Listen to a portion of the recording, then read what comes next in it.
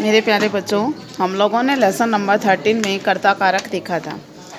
कर्ता यानी कार्य को करने वाला कर्ता कहलाता है। तो आज अपन जो लेसन नंबर 14 में कर्म कारक जिसमें द्वितीय विभक्ति का प्रयोग होता है ये देखने जा रहे हैं। तो यहाँ बताया गया है कि जिस पर क्रिया के व्यापार का फल पड़ता है वह कर्म कारक कहलाता है। कर्म कारक का पहचान चिन्ह को होता है। कर्म कारक में द्वितीय विभक्ति प्रयुक्त होती है। ओके, यानी क्रिया के व्यापार का फल जिस पर पड़ता है वो कर्म कारक कहलाता है। कर्म कारक दूसरे नंबर पे आता है, इसका मतलब वहाँ द्वितीय विभक्ति का प्रयोग होता है। कर्म कारक का निशान क्या होता है? को। तो मेरे प्यारे बच्चों, यहाँ पर कुछ सेंटेंस दिए गए हैं, उसमें हमें बताना है कि कर्म कौन सा है। सचिनः पुस्तकं पठति, सचिन पुस्तक को पढ़ता है। सारिका पत्रम लिखती, सारिका पत्र लिखती है।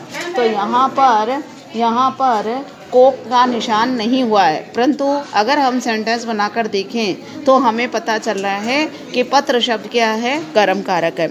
इसी प्रकार छात्रौ विद्यालयं गच्छत, दो छात्र विद्यालय जाते हैं, यानी विद्यालय को जाते हैं। तो को जाते हैं तो इसका मतलब विद्यालय शब्द क्या हुआ? कर्म कारक हुआ। इसी प्रकार बालिके गृहं गच्छत, दो बालिकाएं घर को जाती है। बालकाः फलानि खादन्ति, अनेक बालक फल खाते हैं। इसी प्रकार बालिका भोजनम कुर्वन्ति, अनेक बालिकाएं भोजन करती है।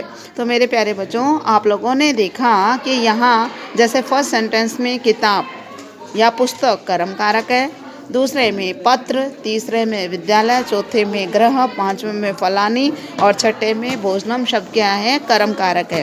क्यों? जैसे देखो, बालक फलानी खादन्ति, बालक फल को खाते हैं, यानी बालक के द्वारा खाने का कार्य किया जा रहा है। तो बालक तो क्या हो गए? बालका तो क्या हो गए? आपके कर्ता कारक हो गए। खादन्ति आपकी क्या हो गई? क्रिया, यानी क्रिया का जो फल है वो फल के ऊपर, फलों के ऊपर पड़ रहा है, इसलिए फलाने शब्द क्या कहलाएगा? कर्म कारक। तो ओके मेरे प्यारे बच्चों, इन 6 सेंटेंस का आपको पहले तो ये परिभाषा लिखनी है, फिर उसके बाद में इन सेंटेंस का क्या करना है? अपन को हिंदी अनुवाद करना है। करोगे? ओके, कोई भी एनी डाउट हो तो वो आप कॉल करके कंफर्म कर सकते हैं। Okay, bye.